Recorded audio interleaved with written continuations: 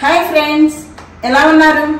ఈరోజు చెడ్డక్క కబుర్లో మళ్ళీ మన కోసం భవానీ వచ్చిందనమాట. హాయ్ భవానీ. హాయ్. ఏం చేద్దాం అనుకుంటున్నా ఈరోజు నేను చిత్రాన్నం చేద్దాం అనుకుంటున్నాను. కొబ్బరి చిత్రాన్నం. చిత్రానికి వచ్చిందండి చిత్రాన్నం చేయడానికి.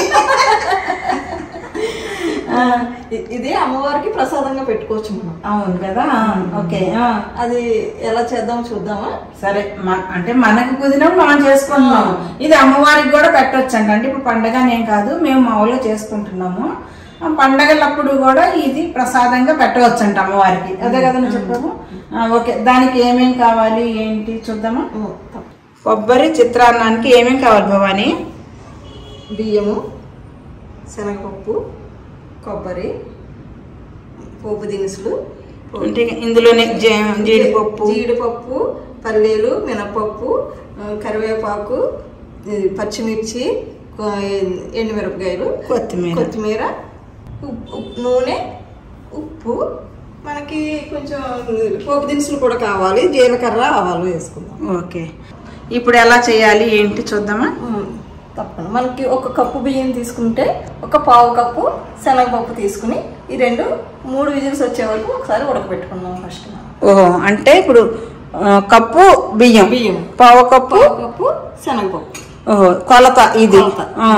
ఈ కొబ్బరి కప్పు అంటే కొంచెం కొబ్బరి అన్నం కూడా ఇంకొంచెం ఎక్కువన్నా పర్వాలేదు, కానీ ఈ రెండు మాత్రం కంపల్సరీ కొలత కావాలి. అయితే దీన్ని ఏం చేస్తావు? ఒకసారి మనం కడిగి వీటిని రెండు కప్పులు నీళ్ళు వేసి 3 విజిల్స్ వచ్చే వరకు ఉడకబెట్టుకుందాం. ఓకే లక్ష్మి, మనం ఇప్పుడు ఉడకబెట్టేసుకున్న అన్నము శనగపప్పు కలిపిన ఇది అంటే ముందే ఉడకబెట్టేసి ఉంచుకున్నావు.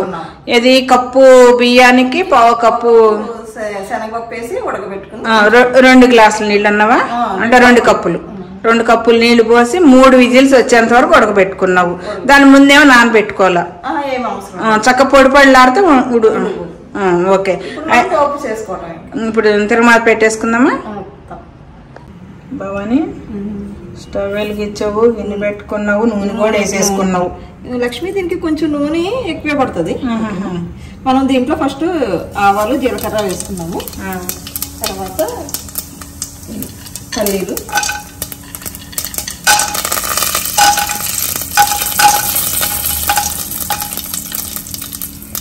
మనం మిరియాలు కూడా వేసుకున్నాం. వేయాలి కదా.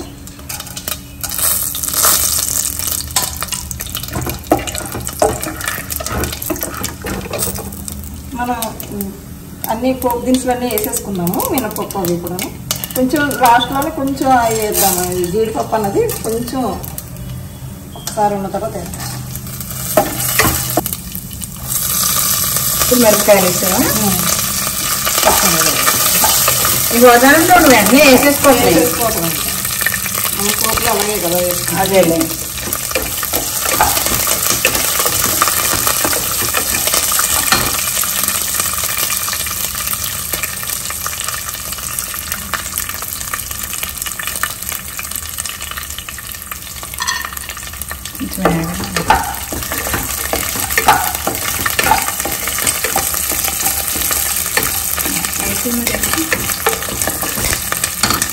ఒకసారి ఇది జస్ట్ జీడిపప్పు ఒక్కసారి వేగిన తర్వాత అవి కొంచెం వేగినాయి కదా రామలక్ష్మి. ఇప్పుడు కొంచెం మనం ఒకసారి జీడిపప్పు ఇవి కూడా బాగా వేగాలి. ఒకసారి పోపులన్నీ వేగినాయి లక్ష్మి. మనం కొబ్బరి కూడా వేసి ఒక్క సెకండ్ వేపిద్దాము.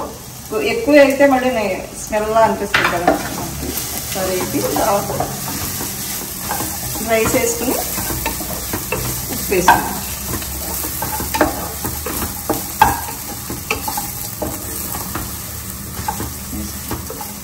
ఇప్పుడు రైస్ వేసేసుకున్నాము.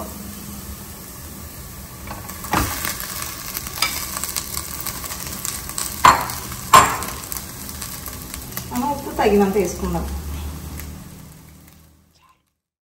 కొంచెం వేగాల అవసరం లేదు.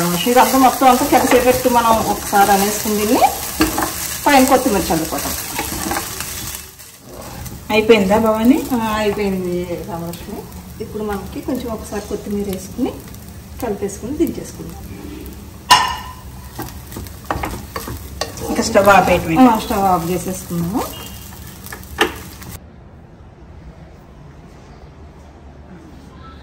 భవాని మామూలుగా అయితే దేవుడు అమ్మవారికి పెట్టాలి ఆ ప్రసాదం మంచిది అంటున్నారు కదా. అంటే ఇప్పుడు మనం మామూలుగా చేసుకున్నా గానీ నేను ఎందుకు దండం పెట్టుకుంటా ఒకసారి అన్నావు కదా అమ్మవారని.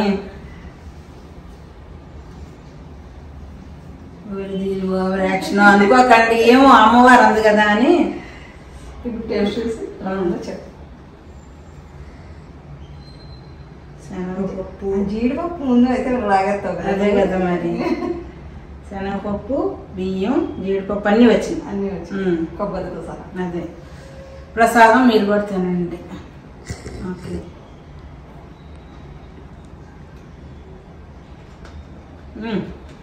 ముందైతే మాత్రం కలకలు ఆడుతుంది టేస్ట్ ఏమో కానీ. బాగుందా?